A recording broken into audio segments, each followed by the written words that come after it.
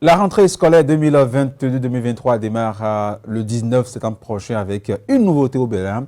C'est bel et bien l'opérationnalisation des classes culturelles qui seront bientôt disponibles. Les enfants, les apprenants peuvent donc être formés à l'école, en culture, en danse, théâtre, arts plastiques et autres. Le gouvernement a déjà mis les bouchées doubles de ce côté-là pour effectivement démarrer. Nous allons faire le débat. Quelle opportunité donc pour la culture béninoise avec nos débatteurs en plateau. Martin Joseph Humpé, bonjour. Bonjour, Hospice. Je suis journaliste.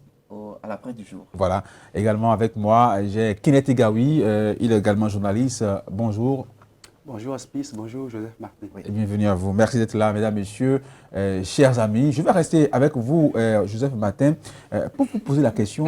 Les classes culturelles, vous en avez eu écho. Donc, depuis le processus 2017, le gouvernement a déjà, de Patrice Talon à son avènement, avait déjà lancé les couleurs d'une telle opportunité, d'un tel projet. Et c'est en 2022 que ça s'annonce vraiment définitif. Pour le bonheur de nos apprenants. Comment est-ce que vous appréciez d'abord cette initiative du gouvernement? D'abord, le gouvernement du président Patrice Talon essaie de fouiller un peu partout, dans tous les secteurs possibles. C'est une mesure qui viendrait, à mon entendement, résoudre quelques problèmes de formation au niveau des différents acteurs culturels. C'est le processus d'abord depuis 2017. Je ne sais pas, c'est compte tenu de la finesse qu'on y met dedans, que ça a duré 4 ans, voire 5 ans de mise en œuvre d'un projet aussi, que ça, bon, je ne sais pas. Ça veut dire que le gouvernement y accorde beaucoup de crédit? Non, il y a plusieurs projets qui ont été menés, mais on n'a pas constaté beaucoup de temps perdu. 4 ans on a mis les enfants au repos dans les collèges, même au cours primaire, on ne comprend pas. On aurait pu faire quelque chose sur 1 an, 2 ans, recruter les gens pour les mettre à la disposition des classes. Ce n'est pas quelque chose qui est compliqué à mon entendement. Bien, je ne sais pas si le gouvernement était dans une posture de chercher toujours le talent, comme à l'avènement de... Aussi parce que le gouvernement, au Bénin ici, on n'a pas une école qui forme dans ces encadreurs-là. Il n'y a pas une école de formation dans ces métiers-là. Donc, c'est ceux-là qui ont été formés sur le tas. Juste pas patient. Donc, il faut beaucoup travailler, il faut beaucoup faire le tri. Mais c'est ceux-là qu'on a pu recruter finalement. Oui, mais... Et il faut figurez-vous, bien avant, nos aînés ont eu droit aux classes culturelles dans ce pays-ci. On n'avait pas constaté des gens qui étaient formés à l'extérieur pour venir les donner des connaissances dans ce domaine-là.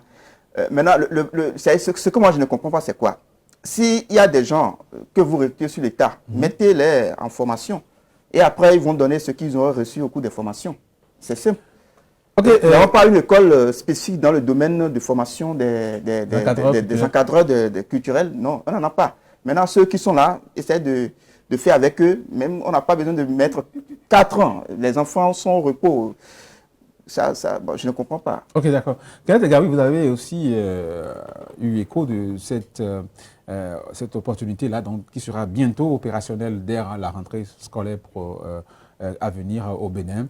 Comment est-ce que vous appréciez cela? Oui, moi je pense que c'est un pas très important que le gouvernement du Bénin est en train de franchir avec cette initiative-là des classes culturelles, parce qu'en fait le besoin se sent, c'est un besoin naturel qui se sent et qui est en train d'être satisfait avec cette initiative-là des classes culturelles. Oui. Et est-ce que déjà vous avez suivi un peu le processus, vous êtes d'accord, satisfait de comment ça se passe jusqu'à présent? Oui, oui. De 2017 jusqu'à aujourd'hui? Justement, je pense que c'est d'abord très bien déjà de prendre tout le temps de bien se préparer. Vous voyez, ils ont aussi fait pareil avec les classes sportives. Ils ont bien pris le temps. On a vu le résultat que ça a donné depuis l'opérationnalisation dès l'année dernière. Alors moi, je pense que c'est déjà bien de prendre assez de temps pour pouvoir préparer. Parce qu'en fait, aujourd'hui, dans le monde, la culture, c'est du business, c'est un commerce. Et il ne faut pas s'amuser avec cela. Et je pense déjà que c'est très bien de prendre bien le temps de préparer ceux qui vont former les apprenants, les élèves, pour pouvoir lancer maintenant l'initiative. Je pense que d'ici quelques années, nous aurons de grandes vedettes, des stars qui seront non seulement bien dans un domaine culturel, dans la pratique de tel ou tel autre art, et également qui seront nantis de diplômes académiques. Ok. Jean-Joseph Martin, plutôt, est-ce que vous êtes d'accord avec Kenneth qui trouve que voilà, après ce projet-là, bien avec ce projet-là, le Bénin culturel se porterait très très mieux et qu'on aura des produits vendables à l'extérieur, ce qu'on n'a pas aussi forcément aujourd'hui. Oui, on a des produits vendables à Oui, l'extérieur. mais minoritaire, quelques-uns. oui, Quelques-uns. Et ce sont des fruits des anciennes classes culturelles. Ce sont des fruits. C'est les Kiyo, les Santorons, c'est les gens qui ont vendu le Bénin à l'extérieur. C'est la confirmation déjà. La confirmation. Oui. Maintenant, bon, ceci, c'est la stratégie du gouvernement ou bien son projet actuel, c'est quelque chose qui va donner un crédit à ce qui se fait déjà ou bien à ce qui se faisait déjà. Il n'y a pas, j'attends de voir ce qui sera de nouveau. Puisque moi, quand j'étais au cours primaire, au cours primaire, il y avait ces genres de choses qu'on faisait. Le jardinage, c'est-à-dire la danse, on jouait des tam-tam traditionnels. De façon un peu informelle, parce que ce n'est pas l'État qui envoyait les encadreurs. Aujourd'hui, l'État forme des encadreurs. Oui, c'est là qu'il y a du sérieux. C'est là qu'il y a du sérieux. Oui. C'est là qu'il y a du sérieux. Donc maintenant, l'État doit attendre un résultat. Voilà, c'est ça qui est pertinent. Maintenant, est-ce que quel est réellement l'objectif du gouvernement? C'est de former des gens en même temps qu'ils aient, c'est-à-dire le statut d'un élève en classe normale qui suit des cours académiques. À côté des cours académiques, là, il y a ces cours culturels-là qu'on va leur donner. En même temps, est-ce qu'on oriente l'élève ou bien l'écolier déjà vers sa carrière artistique et ou avec, c'est-à-dire une autre carrière qui va embrasser, c'est-à-dire ingénieur ou autre chose. C'est ce que je ne comprends pas. Non, écoutez, si vous apprenez les mathématiques sans savoir si vous seriez un mathématicien demain, donc vous pouvez choisir d'enseigner, d'apprendre aussi le théâtre. Et si demain vous devenez danseur professionnel, c'est aussi bon? Non, au fait, on en connaît. On ne refuse pas. Si l'État arrive à recruter des gens, des encadreurs culturels, qui vont former des élèves, des apprenants dans ce sens-là, c'est dire qu'on aura des gens qui sont spécifiquement qualifiés pour être, c'est-à-dire des comédiens professionnels, ou bien des praticiens professionnels dans ce domaine-ci. Est-ce que ça continue jusqu'à l'université ou bien ça s'arrête après terminer? Non, aujourd'hui, je pense sur le campus d'Abou Calavi, il y a une école. Voilà. Il y a même une école, voilà. L'Institut des Arts. Dans le domaine de l'art, justement. Justement. Donc, c'est juste. Il veut juste créer le pont entre le secondaire et déjà cette université-là pour que déjà... vivement que nous ayons beaucoup plus les Angélique Kidjo, les Toron, personnellement, ou bien les Jonas Pedro dans 10 ans, ou bien des artistes praticiens de renom qui vont concurrencer avec ceux des autres pays. Pourquoi pas les Picasso modernes. Justement, je pense que c'est pour qu'on ait des Angélique Kidjo, des Stan Toron, comme le souhaite le confrère Joseph, que le gouvernement a mis en place cette initiative-là, que moi je salue d'ailleurs, parce qu'en fait, aujourd'hui, beaucoup de jeunes, dès le bas âge, ont des passions. Quand on parle de culture, le culturel, c'est de la passion, vous voyez. Et lorsque la personne a passion, mais que le cadre académique ne lui permet pas de vivre sa passion, honnêtement, à un moment donné, il sera obligé de faire un choix, ou à un moment donné, le système éducatif sera obligé de le perdre.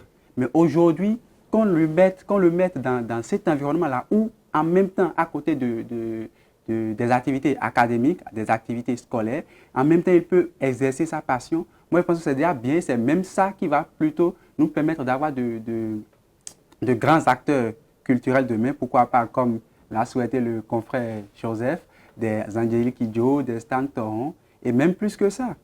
Je pense, c'est mon avis. Je pense qu'il a abordé un point très important. Déjà, le cadre, parce qu'il y a des enfants qui sont vraiment intéressés par là et qui veulent être dans la pratique au quotidien, mais parfois, à cause des exigences, parce qu'aujourd'hui, on nous enseigne que c'est l'école qui donne à manger forcément.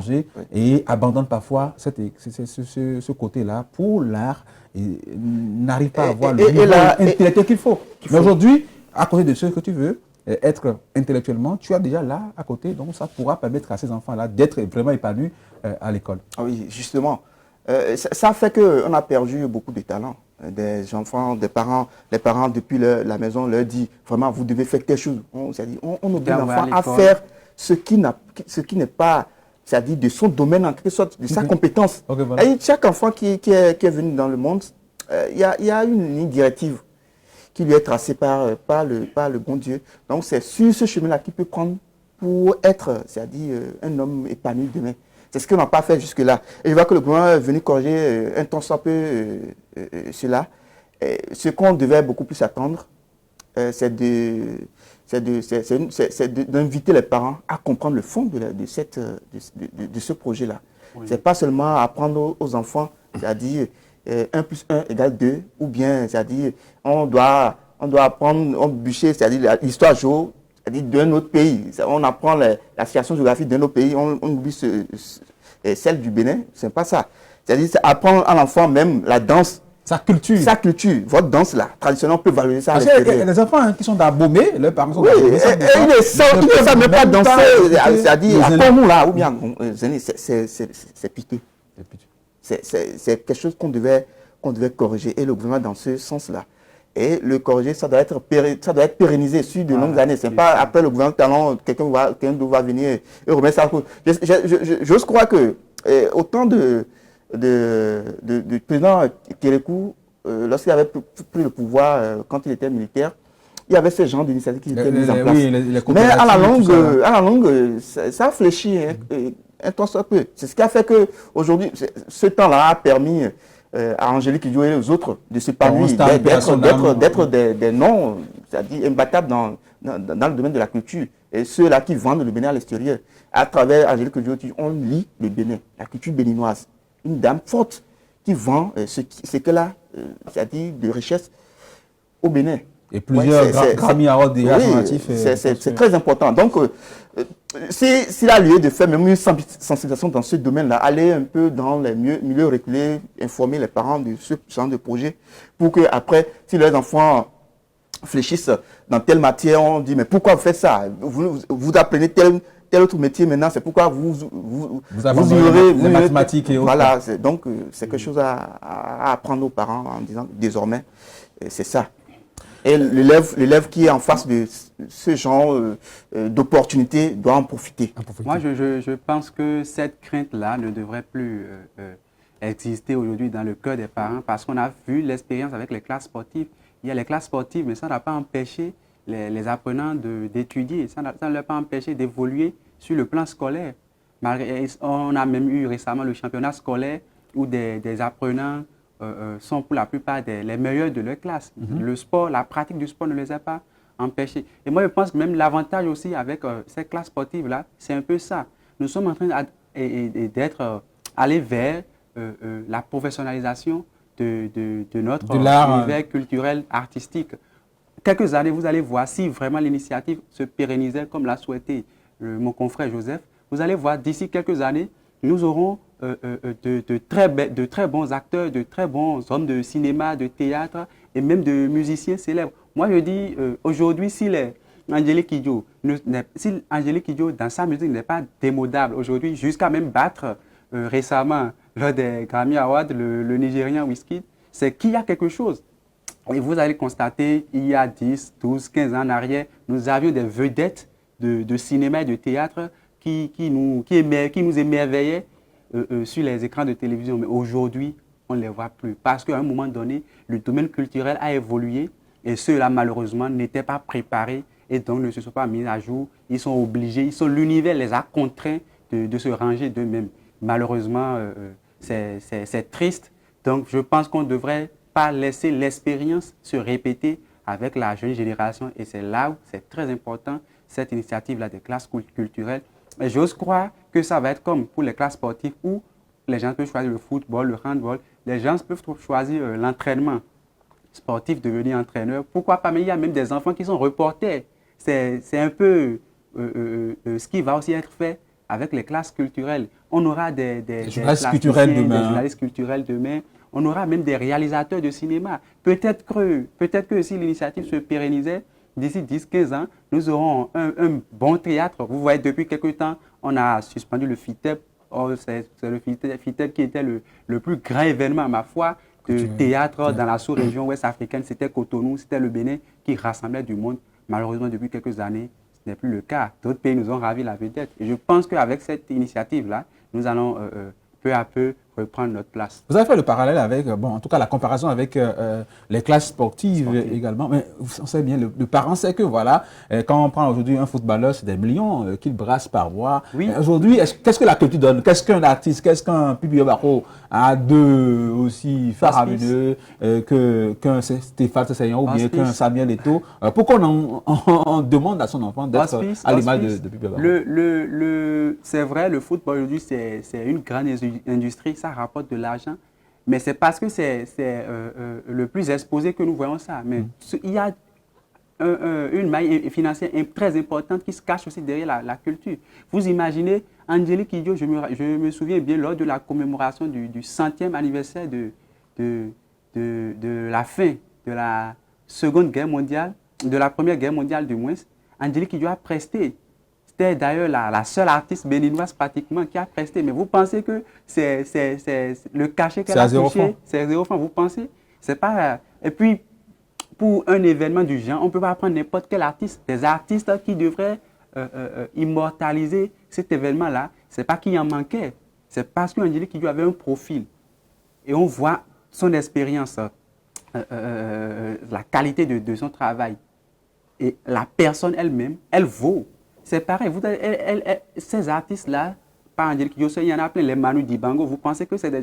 Manu, on prend les fortunes de ces gens-là, c'est même pas comparable à certains joueurs que nous avons aujourd'hui. C'est vrai, c'est vrai aussi. Il y a des musiciens, il y a des acteurs du théâtre. Les Youssou N'Dour au Sénégal, tout ça, c'est vrai. Aujourd'hui, nous avons de meilleurs acteurs dans la sous-région qu'on ne peut même pas comparer avec les footballeurs. C'est vrai, le football, c'est un business qui est vraiment juteux, mais je pense que si la culture jusque-là ne l'est pas encore, c'est parce que nous l'avons négligé un temps soit peu. Et il est normal qu'on se reprenne au sérieux et qu'on redonne la chance à la jeune génération, aux enfants, de pouvoir profiter de cet avantage-là qu'est la chose culturelle. C'est vrai, je vous ai entendu parler, vous deux, chaque fois que vous voulez donner un exemple au Bénin, c'est Angélique Kidjo, Angélique Kidjo, Angélique Kidjo. En tout cas, c'est seulement, oui. Angélique Kidjo. Il y a qui encore? Il y a plein d'artistes. Nous avons... dans le domaine du cinéma, nous en avons plein aussi. Qui, par exemple? Nous avons, comment on l'appelle, Oussou, c'est ça? Oui, Oussou. Mais il n'a pas été formé au Bénin. Timon Oussou, c'est pas le Bénin. Non, il est béninois, mais... Il s'est démerdé lui-même pour être... Mais avec le stade où il se trouve aujourd'hui, imaginez s'il avait eu cette opportunité-là. Vous pensez que il ne serait pas là où il est aujourd'hui depuis longtemps. Il serait à cette place-là, à ce poste-là depuis longtemps. C'est parce que l'environnement qu'il y avait au Bénin, l'environnement dans notre pays ne lui permettait pas d'éclore son talent. Et heureusement pour lui qu'il a eu cette chance-là. Je suis sûr s'il était resté au pays, il serait aujourd'hui dans des situations comme des Pipi Obaro. Voilà, des Pipi Obaro, des Dasoglu. Non, on ne peut pas dire que ils sont tristes. Non, c'est pas triste, mais c'est une comparaison de niveau. Il faut avoir l'honnêteté aujourd'hui d'admettre que les Pipi Obaro, les Dasoglu et consorts sont démodés. Malheureusement, c'est vrai, ils sont talentueux, mais sont démodés. La culture, le cinéma, le théâtre a évolué et ceux-là sont démodés. Démodés, est-ce qu'ils ont échoué dans le choix de la pratique de l'art? Puisqu'ils ne se montrent plus, puisqu'ils ne produisent plus vraiment quelque chose qui peut être évalué au plan international, on ne pourra pas les évaluer, on ne pourra pas dire s'ils ont échoué ou pas. Je pense qu'ils ont fait leur temps. Ils ont prouvé ce dont ils étaient capables, mais malheureusement, ils n'avaient pas les arsenaux nécessaires, suffisants pour pouvoir continuer dans la lutte. Aujourd'hui, Angélique Kidjo continue de chanter, continue de donner des concerts. J'ai vu des vidéos récemment sur Internet où elle était avec Assalfo, avec plein d'autres artistes. Ça veut dire qu'elle continue de travailler, qu'elle continue de faire des recherches.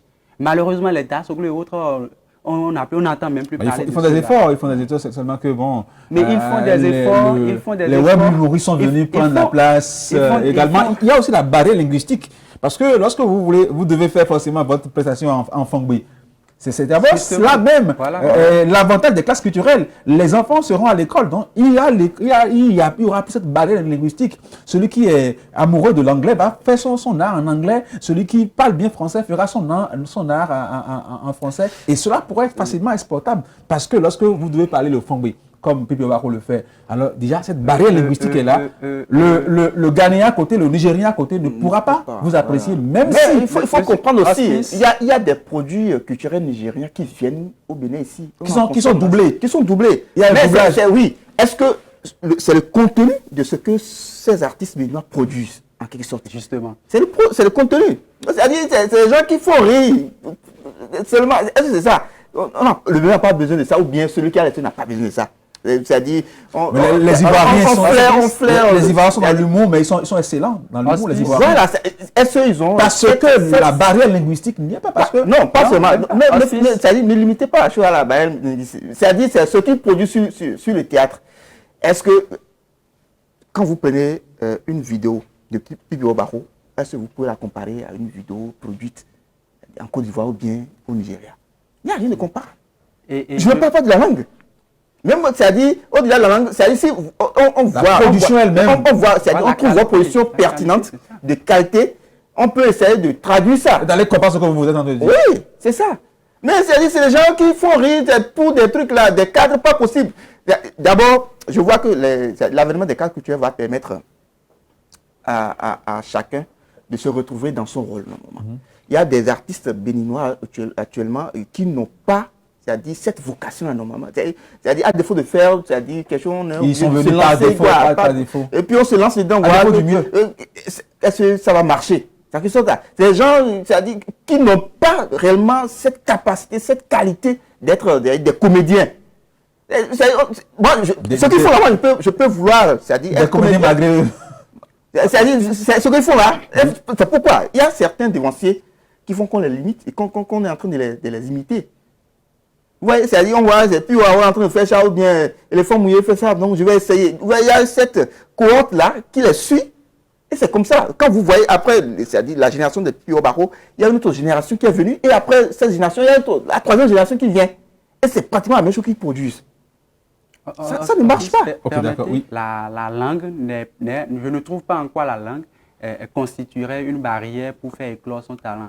Aujourd'hui, les Sénégalais produisent des films en Wolof, font du théâtre en Wolof. Mais qui sont doublés. Ils ne demandent même pas. Avant ça, à l'extérieur, c'est l'extérieur même qui demande. Ce qui fait aujourd'hui qu'on double ces films-là. Aujourd'hui, au Nigeria, le Nigeria fait des productions culturelles, cinématographiques, théâtrales, en différentes langues. C'est que si ces productions-là sont vendues dans les autres langues, pour les autres pays, c'est que forcément ça intéresse, la qualité intéresse. Pour revenir maintenant au phénomène des web humoristes, je pense aussi que c'est l'un des problèmes que ces classes culturelles-là sont en train d'être venues régler. Parce que quand on observe bien, quand vous observez bien dans la société, vous voyez que la plupart de ces gens-là, ce sont des gens qui ont échoué à l'école. À un moment donné, ils ne tiennent plus dans les classes. Et ils se disent, mais puisque la nature a horreur du vide, ils sont obligés de se ranger dans un panier. Et voilà, avec l'évolution du monde d'aujourd'hui, avec les progrès technologiques, c'est vrai, la majorité, ils se retrouvent... Mais ce ne sont pas tous des bons... des anti-éducation, bonne éducation, ils ne sont pas perméables. Je ne dis quand pas, on parle de Jojo qui a fait... Je ne dis pas qu'ils sont contre le fait d'aller à l'école. Je ne dis pas ça. Mais ce qu'ils produisent, en fait, moi je me dis, qu'est-ce que ça apporte, par exemple? Où est-ce qu'on peut vendre ça? Aujourd'hui, il y a des humoristes ailleurs qui sont indémodables, qui utilisent même l'humour pour conscientiser. Joseph le faisait remarquer tout à l'heure, l'humour, ce n'est pas uniquement pour faire rire les gens. Si c'est juste pour faire rire, là, je pense que ça n'a même pas besoin de regarder quelque chose à la télé. Avec sa petite famille, on peut rire. Mais qu'est-ce qu'on apporte aujourd'hui? Quel message on véhicule? Quel travail? Qu'est-ce qu'on veut laisser? Imaginez-vous ce qui se passe aujourd'hui avec ces gens-là. D'ici 10-15 ans, quand on va reprendre les archives-là, qu'est-ce qu'on peut en faire?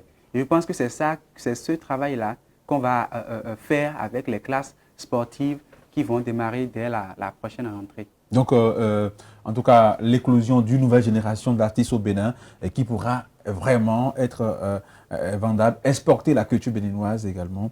C'est vrai, au niveau de la musique, on ne sent pas trop la chose parce qu'il y a quelques talents qui sont encore là, même si ce qu'ils font est semi-professionnel, on peut dire, parce que le gouvernement, il n'y a pas forcément l'accompagnement du gouvernement. Le Fonds des aides de la culture est là, mais ça devient un fonds social. C'est pour les artistes malades. Donc, quand on a la tête, on va... Mais est-ce que les artistes malades en bénéficient d'ailleurs? C'est ça le problème. Bon, certains en bénéficient parce que quand on voit que vous criez un peu 2-3 fois sur les réseaux sociaux, on va voir l'hôpital, on vous donne 100 000 francs, c'est fini. On vous dit que le fonds... Ce qui est sûr, je pense que ce projet, comme vous l'avez dit, doit être vraiment pris au sérieux par les parents d'élèves eux-mêmes. Et on doit travailler d'abord au niveau des enfants, leur montrer l'importance de ce que ces classes culturelles seront. Ce n'est pas des lieux de débauche. Et ces encadreurs aussi. C'est là que je vous l'ai dit. Parce que vous savez, les encadreurs, il faut les sensibiliser, il faut les former pour que dès la reprise, dès que ça va marcher, qu'on n'apprenne pas que voilà, tel encadreur a enceinte 5 filles, 7 filles. Non, mais non, le problème ne va plus se poser. Vous trouvez? Parce que la loi actuellement... La loi, d'accord, mais écoutez, le monsieur, il vient de... J'ose croire que ceux qui sont recrutés sont bien informés et ils sont avertis. Ils ne vont pas vouloir se lancer dans ce jeu bizarre. Vous la défendez si bien. Non, on ne la défend pas. C'est ce qui est de la réalité qu'on leur dit. S'ils vont vers ça, ils vont se retrouver derrière les barreaux. Ils ne vont prendre pas d'abord la cuillette. Mais ils vont le faire. Si les enseignants qui ont bac plus 5, bac plus 10 le font, c'est pas quelqu'un qui n'a plus qu'à danser chez lui, à Zassa, à Bomé, qui ne ferait pas ça. Je ne pense pas qu'on ait déjà, que ce soit bien, qu'on ait déjà ces idées-là. Non, mais il faut prévenir. Nous sommes là, nous sommes des journalistes, il faut avertir. Je sais, c'est vrai, il faut prévenir, c'est vrai, il faut avertir. Je pense que l'État même, en recrutant ces gens-là, l'État même ne peut pas vouloir envoyer des gens qui, au lieu d'aller promouvoir notre culture, d'aller former les gens, iront plutôt se livrer à des actes d'immoralité, des actes sales d'urgence.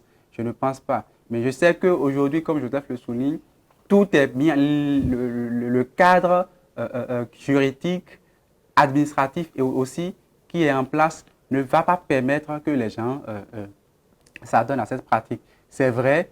Dans chaque société, il est déviant, il n'en manque pas, il y en aura certainement. Et je pense que c'est aussi l'occasion d'attirer l'attention du gouvernement sur ce point-là, voilà. De se préparer. Et que vraiment qu'on puisse sensibiliser ces encadreurs-là sur ce fait-là. Il ne faut pas banaliser le fait. Oui, je crois que ces encadreurs vont d'abord avoir une formation avant qu'on les déploie sur le terrain. Au cours de cette formation, ils auront quoi faire, ce qu'il faut dire aux enfants et quoi chacun reste dans ça. Comment se comporter? Comment se comporter sur tout ça vis-à-vis des jeunes filles. Mais j'apprends aussi que l'autre volet des classes culturelles, c'est qu'il n'y aura pas que les écoles pour abriter ces ateliers-là. Il y aura aussi des troupes d'arrondissement. Donc désormais, dans chaque arrondissement, on peut avoir des troupes. Voilà. Et c'est là que c'est aussi un peu intéressant. Ou là, la langue fongbe, la langue de la localité peut être. Donc des parents d'élèves, même eux-mêmes, peuvent aller se faire former et faire du théâtre, par exemple, aller danser. Et il faut comprendre que dans la société, si on laisse du moins les élèves, les écoliers, dans la société, il y a aussi des valeurs qui n'ont pas connu d'éclosion. Ceux-là, ces parents d'élèves-là peuvent aider leurs enfants à mieux, c'est-à-dire valoriser ce qu'ils ont de culturel. C'est ça qui est important. Quand vous allez vers Abomey, Boycon, même le centre, le nord, quand vous rentrez dans les lieux reculés, les contrées reculées, il y a tellement des valeurs que vous ignorez. La danse, même, c'est-à-dire le tam-tam qu'on joue, ça a son sens. Donc là, on ira même à la découverte. Et on n'aura pas à perdre nos valeurs culturelles. Vous voyez, c'est-à-dire, il y a des choses que les parents emportent. Sans léguer. Sans léguer, c'est ça qui est grave. Avec l'avènement des classes culturelles, on aura ces choses-là. Vous allez voir, d'ici 15 ans, 30 ans, voire 50 ans, il va y avoir des documents qui retracent, dans chaque région, il y a telle danse, telle culture, on fait telle chose. Et ça va être pérennisé tout au long des années. Dans 100 ans, vos petits-enfants vont découvrir tout ça. Et c'est ce qui a fait aujourd'hui que la culture occidentale demeure toujours vivace et vivante à la fois. C'est ça qui est important. Donc, si notre culture, nous n'avons pas à la valoriser au-delà des frontières nationales et internationales, c'est que nous avons un problème. Je pense que ce serait votre mot de fin également, Kenneth Egaoui. Oui, je pense, comme Joseph, que c'est un avantage pour nous, ces classes culturelles-là qui vont démarrer dès la rentrée prochaine, dès lundi prochain. Nous allons souhaiter que le projet, sinon le programme, puisse bien se dérouler pour que nous ayons, comme on le souhaite, pourquoi pas, d'autres polyrythmes, d'autres...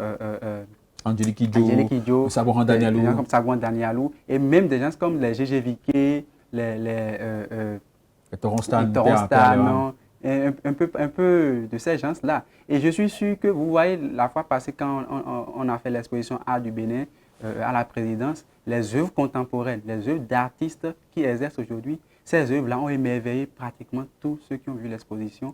Et je pense que c'est aussi l'occasion de former d'autres gens pour pouvoir faire des œuvres.